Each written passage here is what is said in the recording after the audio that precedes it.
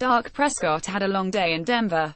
Jack Dempsey Associated Press. It took more than a year, but Dak Prescott finally learned how hard it can be to play in the NFL.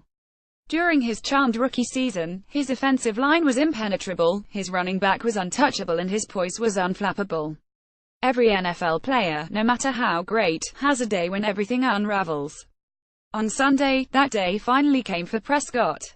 The Denver Broncos blasted the Dallas Cowboys, 4,217, a notable result because it showed the Broncos may actually have enough offense to contend in the AFC and because Prescott had never before been blasted as a professional. Prescott breezed through his rookie season without a day like Sunday, when nothing goes right. He was so good, and everything around him was so smooth, that he never really had to bounce back. It was a matter of time before he would, and the time came 2 weeks into this season.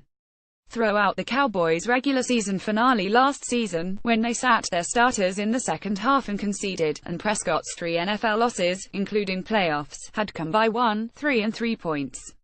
In every game Prescott cared about winning except one. The Cowboys held a lead or were tied in the fourth quarter. On Sunday, the Broncos crushed Prescott and the Cowboys from the start. Their pass rush cleaved Dallas' typically flawless offensive line, sacking him twice but hounding him all day. Denver's offense gashed the Cowboys, forcing the Dallas to desert its running game and rely on Prescott, who attempted a career-high 50 passes while Ezekiel Elliott rushed only 9 times for 8 yards. Prescott had only trailed by double digits once in his NFL career, when the Cowboys fell behind the Packers 213 in the divisional round last year. On Sunday, the Cowboys trailed by 25 points, which turned out to be the final margin, early in the fourth quarter. Prescott had thrown multiple interceptions in a game only once, and in fact, Prescott became the first quarterback in NFL history to throw less than 5 interceptions in his first 500 pass attempts. But he still threw 2 picks, one of them through the hands of Dez Bryant, his best wide receiver. The debacle, so stark in contrast to the rest of Prescott's career, served to remind what a singular rookie season Prescott enjoyed. He usurped a veteran's position, but his excellence combined with Tony Romo's grace allowed Prescott, somehow, to take the reins with almost no controversy. He earned the job to such an extent everybody, including Romo, had to admit it.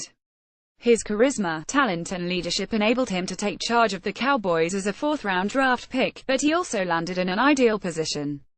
He could hand the ball to Elliott, the 4th overall pick and instantly one of the NFL's best running backs. He had the best offensive line in the league to protect him. He had a creative offensive coordinator in Scott Linehan and a longtime quarterback overseer in Jason Garrett. Now, though, Prescott may grow accustomed to adversity. Prescott may have to direct the Dallas offense without Elliott, depending how the case regarding his 6-game suspension and appeal winds its way through the court system this week. The Cowboys will play at Arizona, an opponent with a strong pass rush, on Monday night. There's no alarming takeaway from Prescott or the Cowboys' performance in Denver, as bad as it was. There are going to be days like Sunday in the NFL, and Prescott had one. It was notable, only because it had never happened before. Read more. Watch Marshawn Lynch dance up a sideline storm as Raiders trounce Jets Panthers. Greg Olsen breaks his foot, says he'll miss a lot of games. Tony Romo is really good at predicting plays before they happen on his CBS broadcast.